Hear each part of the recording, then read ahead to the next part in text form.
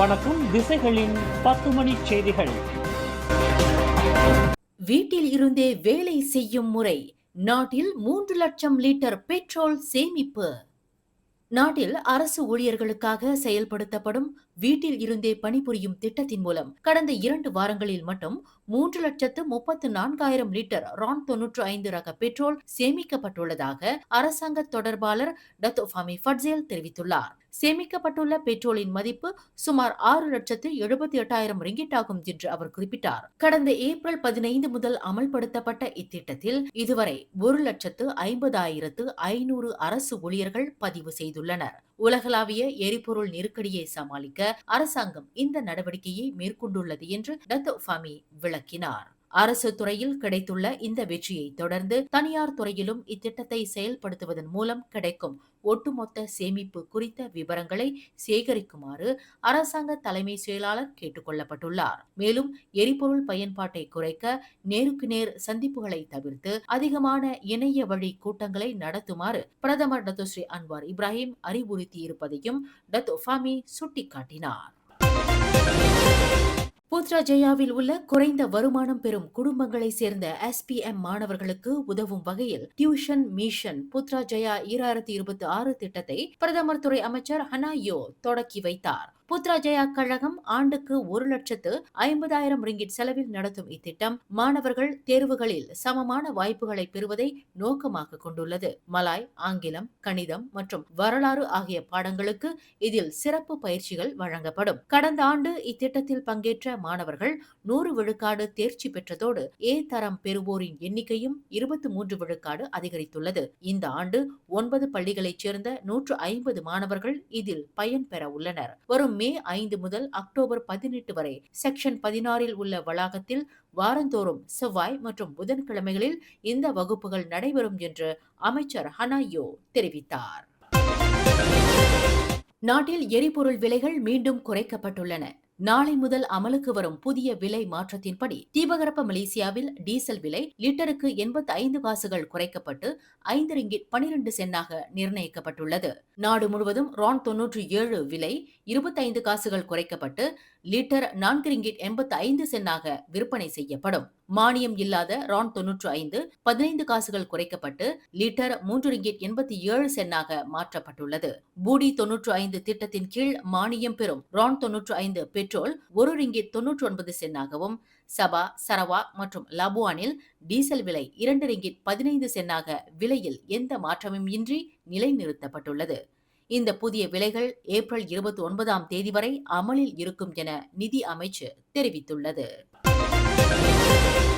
Negeri Sembilan சமஸ்தானபதி Tuanku Muhriz Tuanku Munawir அவர்களை பதவியில் இருந்து நீக்க குறுநில மன்னர்களான 4 உண்டாங்குகள் முயற்சி மேற்கொண்ட போதிலும் திட்டமிட்டபடி நாளை வியாழக்கிழமை மாநில சட்டமன்ற கூட்டத்தொடரை அவர் அதிகாரப்பூர்வமாக திறந்து வைப்பார் என்று மாநில செயலாளர் டத்து முகமது ஜஃபீர் இப்ராஹிம் உறுதிப்படுத்தியுள்ளார். கடந்த ஞாயிற்றுக்கிழமை 4 குறுநில மன்னர்களும் துங்கு மோரிஸ் மீது முறையற்ற நடத்தை என குற்றம் சாட்டி அவரை பதவியில் இருந்து நீக்குவதாக அறிவித்தனர். மேலும் துவான்கு நஸ்ருடீன் துவான்கு ஜாஃபாரை புதிய சமஸ்தானாதியாக அவர்கள் முன்மொழிந்தனர்.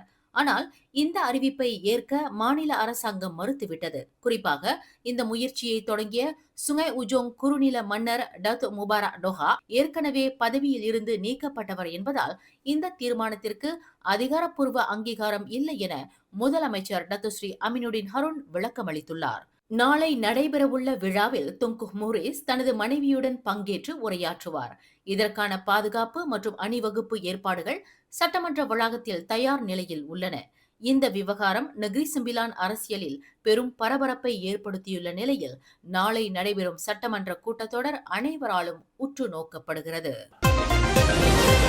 ஆஸ்திரேலிய கடற்கரையை நோக்கி சென்று கொண்டிருக்கும் 200 மில்லியன் லிட்டர் டீசல் எரிபொருள் மலேசியாவிற்கு சொந்தமானது அல்ல என்று அரசாங்கம் விளக்கம் அளித்துள்ளது. தேசிய பொருளாதார நடவடிக்கை மன்றத்தின் தகவல் தொடர்பு உத்தரவு மையத்துடன் நடத்தப்பட்ட சரிபார்ப்பிற்கு பிறகு இந்த தகவல் உறுதிப்படுத்தப்பட்டதாக தொடர்புத்துறை அமைச்சர் டத்தோ ஃபாமி ஃபட்சேல் தெரிவித்தார். ஆஸ்திரேலியாவிற்கு செல்லும் அந்த டீசல் விநியோகத்தில் மலேசியா மற்றும் புருனை ஆகிய நாடுகள் சம்பந்தப்பட்டிருப்பதாக வெளியான செய்திகள் குறித்து விளக்கம் அளித்த டத்தோ ஃபாமி அந்த எரிபொருள் மலேசியாவிற்கு சொந்தமானது அல்ல என்றும் முன்னதாக பிலிப்பீன்ஸிற்கு அனுப்பப்பட்ட எரிபொருள் விநியோகத்தை போன்றதே இது என்றும் குறிப்பிட்டார். பிரிட்டிஷ் பெட்ரோலியம் நிறுவனம் மலேசிய கடல் பகுதியில் சேமிப்பு கிடங்குகளை கொண்டுள்ளதுடன் ஆஸ்திரேலியாவுடன் வர்த்தக ஒப்பந்தங்களையும் கொண்டுள்ளது. இதன் காரணமாக டீசலை ஏற்றிச் செல்லும் கப்பல்கள் மலேசியாவில் இருந்து புறப்படக்கூடும். ஆனால் அந்த எரிபொருள் மலேசியாவின் இருப்பு அல்ல என்பதை அவர் தெளிவுபடுத்தினார். ஆஸ்திரேலிய பிரதமர் ஆந்தனி அல்பனேசே மற்றும் எரிபொருள் அமைச்சர்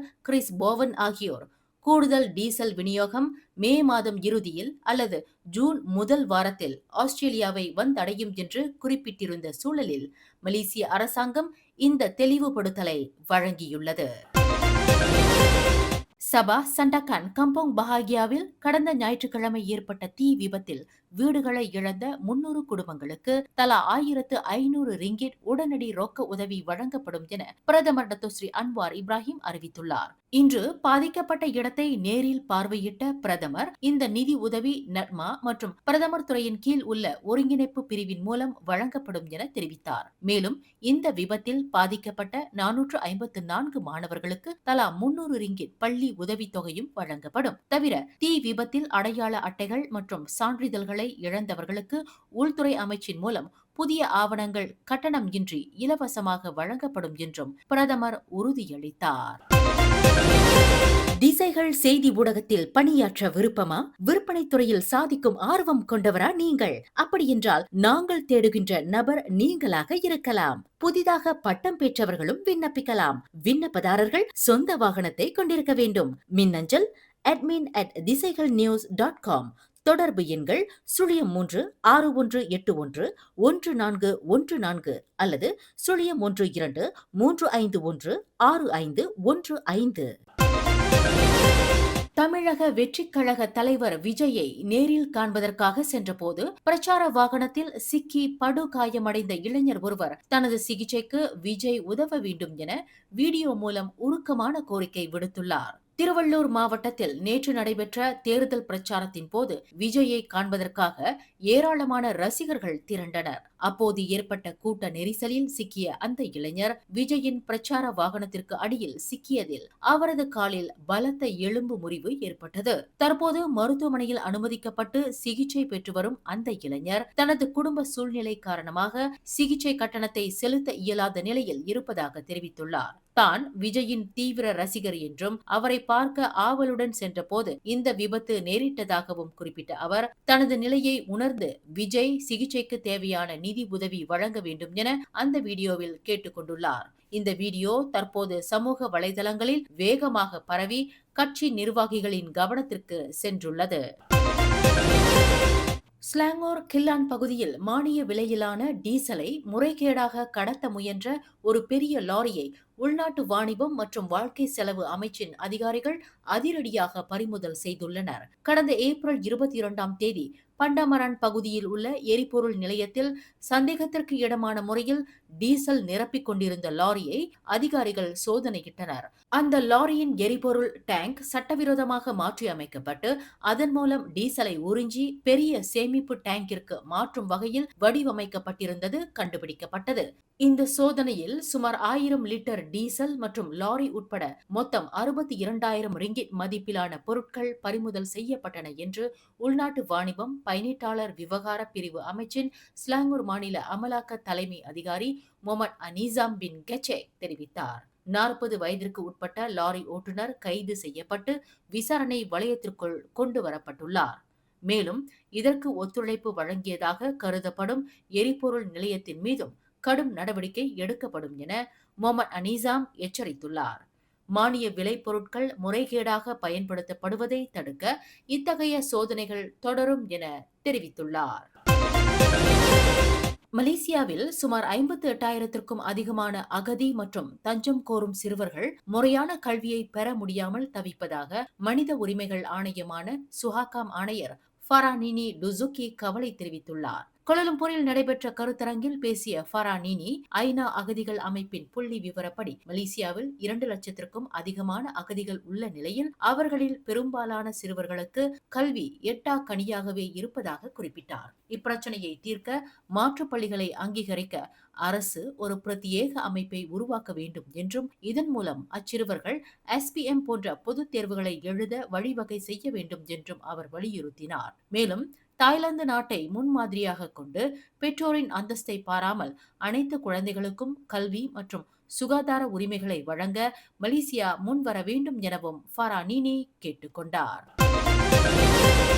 உலகிலேயே முதல் நாடாக மலேசியாவில் அறிமுகமாகியுள்ள Honor 600 ஸ்மார்ட் போன் தொடர் ஆட்டிசம் பாதிப்புள்ள குழந்தைகளுக்கு ஏற்ற வகையில் வடிவமைக்கப்பட்டு பெரும் வரவேற்பை பெற்றுள்ளது.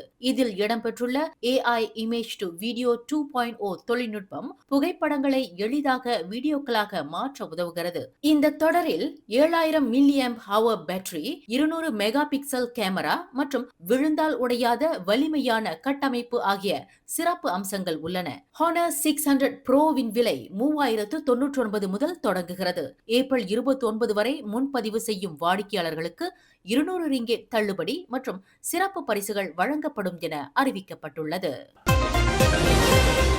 3 வயது சிறுமி போதைப்பொருள் உட்கொண்ட விவகாரத்தில் 6 லட்சம் பின் தொடர்புபவர்களை கொண்டுள்ள மலாக்கா மாநிலத்தைச் சேர்ந்த சமூக ஊடக பிரபலம் ஒருவர் கைது செய்யப்பட்டுள்ளார். கடந்த ஏப்ரல் 14ஆம் தேதி அரை மயக்க நிலையில் மலாக்கா மருத்துவமனையில் அனுமதிக்கப்பட்ட அந்த சிறுமியை பரிசோதித்ததில் அவரது உடலில் THC எனப்படும் போதைப்பொருள் இருப்பது உறுதி செய்யப்பட்டது. முன்னதாக ஏப்ரல் 11ஆம் தேதி அச்சிறுமி மூச்சு திணறல் காரணமாக அவசர சிகிச்சை பிரிவில் அனுமதிக்கப்பட்டிருந்தார். சுங்கை புடாட் பகுதியில் உள்ள ஒரு காப்பகத்தில் சிறுமி இருந்தபோது இது நடந்ததாக கூறப்படுகிறது. இதனை அடுத்து 39 வயதான அந்த சமூக ஊடக பிரபலத்தை போலீசார் கைது செய்து தற்போது அவரது காவலை மேலும் 5 நாட்களுக்கு நீட்டித்துள்ளனர்.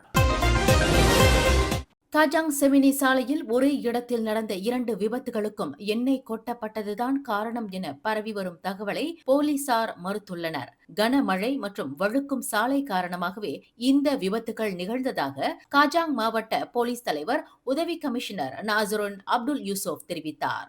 கடந்த செவ்வாய்க்கிழமை அதிகாலை கட்டுப்பாட்டை இழந்த கார் ஒன்று மின்கம்பத்தில் மோதிய நிலையில் அதன் பிறகு வந்த வாகனங்கள் விபத்துக்குள்ளான காரை கண்டு திடீர் என பிரேக் போட்டதால் நிலை தடுமாறியுள்ளன. முதல் விபத்தில் காரில் இருந்து கசிந்த எண்ணெயை தீயணைப்பு துறையினர் உடனடியாக சுத்தம் செய்துவிட்டதாகவும் திட்டமிட்டு எண்ணெய் கொட்டப்பட்டதாக கூறப்படுவது உண்மை இல்லை என்றும் நாசரோன் விளக்கமளித்துள்ளார். மேலும் செய்திகளை தெரிந்து கொள்ள கீழே இருக்கும் பெல் பட்டனை அழுத்துங்கள். உங்கள் மகிழ்ச்சியை வெளிப்படுத்த லைக் மற்றும் ஷேர் செய்யுங்கள். தொடர்ந்து திசைகளோடு இணைந்திருக்க சப்ஸ்கிரைப் செய்யுங்கள்.